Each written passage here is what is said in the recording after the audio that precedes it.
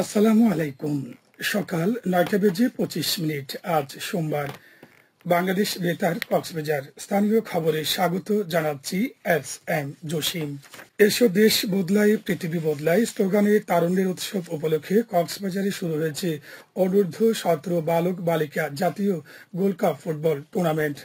গতকাল বিকেলে যুব ক্রীড়া মন্ত্রণালয়ের পৃষ্ঠপোষকতায় জেলা প্রশাসন ও জেলা ক্রীড়া অফিসের যৌথ আয়োজনে বীরশ্রেষ্ঠ রুহুল আমিন স্টেডিয়ামে এই টুর্নামেন্টের উদ্বোধন করা হয়। ৬ দিনব্যাপী এই টুর্নামেন্টের উদ্বোধন করেন জেলা প্রশাসক মোহাম্মদ সালাউদ্দিন। তিনি বলেন, এই টুর্নামেন্ট বালক বালিকাদের ফুটবলের দক্ষতা এবং ক্রীড়া নৈপুণ্য প্রদর্শনের সুযোগ সৃষ্টির পাশাপাশি যুব সমাজকে সঠিক দিক নির্দেশনায় এগিয়ে যেতে সাহায্য করবে। অতিরিক্ত জেলা প্রশাসক সার্বিক নিজামুদ্দিন আহমেদের সভাপতিত্বে এতে অতিরিক্ত police super Mohammad Shakil Ahmed, civil surgeon doctor Asif Ahmed Howlader, জেলা ক্রীড়া কর্মকর্তা মাইনুদ্দিন মিল্কি, ছাত্র প্রতিনিধি রিয়াদ মনি বক্তব্য রাখেন।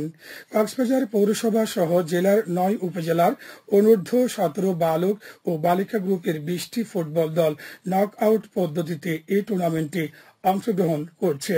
উদ্বোধনী খেলায় গতকাল বালিকা গ্রুপের রামু উপজেলা ৪-০ গোলে মহেশখালী উপজেলা ফুটবল দলকে এবং বালক গ্রুপে মহেশখালী উপজেলা ২-০ গোলে রামু উপজেলা ফুটবল দলকে পরাজিত করে।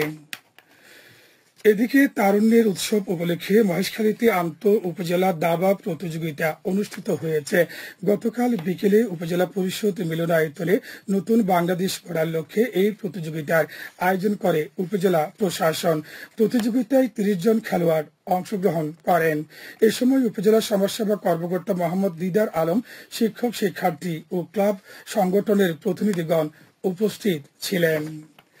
চকরিয়ায় সেনা কর্মকর্তা লেফটেন্যান্ট মোহাম্মদ তানজিম সারোয়ার নির্জন হত্যা মামলার ১৮ জনের বিরুদ্ধে আদালতে অভিযোগপত্র দাখিল করেছে পুলিশ। হত্যাকাণ্ডের ৪ মাস পর মামলার তদন্তকারী কর্মকর্তা ও চকরিয়া থানার পুলিশ পরিদর্শক তদন্ত অরূপ কুমার চৌধুরী গতকাল উপজেলা জুডিশিয়াল ম্যাজিস্ট্রেট আদালতে এই অভিযোগপত্র দাখিল করেন। চকরিয়া আদালতে কর্মরত পুলিশ পরিদর্শক কোর্ট ইন্সপেক্টর মোহাম্মদ আনোয়ারুল ইসলাম জানান, এই হত্যাকাণ্ডের তদন্তে পুলিশ ১৮ জনের সম্পৃক্ততা পেয়েছে। এর মধ্যে ১২ আসামি গ্রেপ্তার করে কারাগারে রয়েছেন, আরো ৬ জন আসামি পলাতক রয়েছেন। ইতিমধ্যে আদালত তাদের বিরুদ্ধে গ্রেপ্তারি পরোয়ানা জারি করেছেন। গত ২৪ সেপ্টেম্বর উপজেলার দোলাহাজারা ইউনিয়নের পূর্ব মাঝপাড়া এক মাছ ব্যবসায়ীর বসত বাড়িতে সশস্ত্র ডাকাত প্রতিরোধে যৌথ বাহিনীর অভিযানে গিয়ে নির্মমভাবে ছুরিকাঘাতে নিহত হন সেনাবাহিনীর এই কর্মকর্তা। কক্সবাজার জেলা পরিবার পরিকল্পনা কমিটির সভা গতকাল অনুষ্ঠিত হয়েছে। জেলা প্রশাসকের কার্যালয়ে আয়োজিত সভায় সভাপতিত্ব করেন জেলা প্রশাসক মোহাম্মদ সালাউদ্দিন। সভায় পরিবার পরিকল্পনার স্থায়ী ও দীর্ঘমেয়াদী পদ্ধতির নিয়মিত ক্যাম্পের আয়োজন, উপজেলা ভিত্তিক মা ও শিশুর স্বাস্থ্য সেবা এবং গর্ভকালীন প্রসব সেবার অগ্রগতি সহ বিভিন্ন বিষয়ে সিদ্ধান্ত গ্রহণ করা হয়।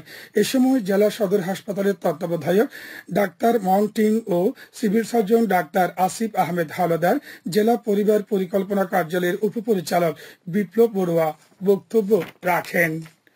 রোহিঙ্গা ক্যাম্পে আইনশৃঙ্খলা রক্ষার দায়িত্বে নিয়োজিত ১৪ আর্মড পুলিশ ব্যাটালিয়নের বার্ষিক কল্যাণ ও অপরাধ পর্যালোচনা সভা অনুষ্ঠিত হয়েছে। গতকাল উকিয়া হেডকোয়ার্টারে অনুষ্ঠিত সভায় সভাপতিত্ব করেন ১৪ আর্মড পুলিশ ব্যাটালিয়নের অধিনায়ক ও এডিশনাল ডিআইজি মোহাম্মদ সিরাজ আমিন।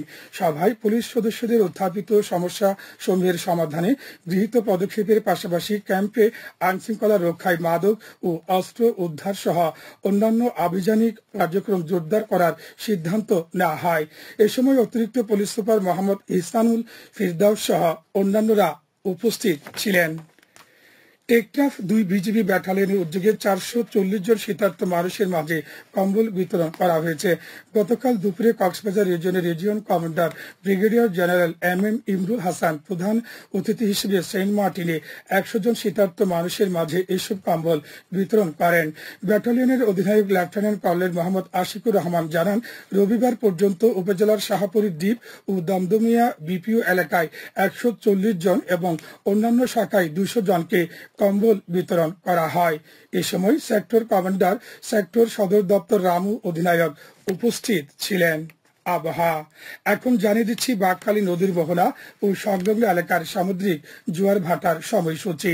আজ জোয়ার শুরু হচ্ছে সকাল 8:24 চলবে দুপুর 2:17 পর্যন্ত। ভাটা শুরু হবে দুপুর 2:17 চলবে রাত 8:25 পর্যন্ত। সবশেষে পর্যটক বার্তা। পর্যটন নগরী কক্সবাজারে আগত ভ্রমণ পিয়াসুদের সাগরের পানিতে নামার পূর্বে সাবধানতা অবলম্বন করার জন্য অনুরোধ করা হচ্ছে। যারা সাঁতারে দক্ষ নন তাদের পানিতে বেশি দূর যাওয়া উচিত নয়। ভাটার সময় স্রোতের সাগরমুখী টান প্রবল হওয়ায় সাগরের গভীরে ভেসে যাওয়া এমনকি প্রাণহানির আশঙ্কা থাকে। সেই সাথে পর্যটকদের স্বাস্থ্যবিধি মেনে চলার পরামর্শ দেওয়া হচ্ছে। খবর শেষ হলো। আমাদের পরবর্তী খবর প্রচারিত হবে আজ দুপুর 2:55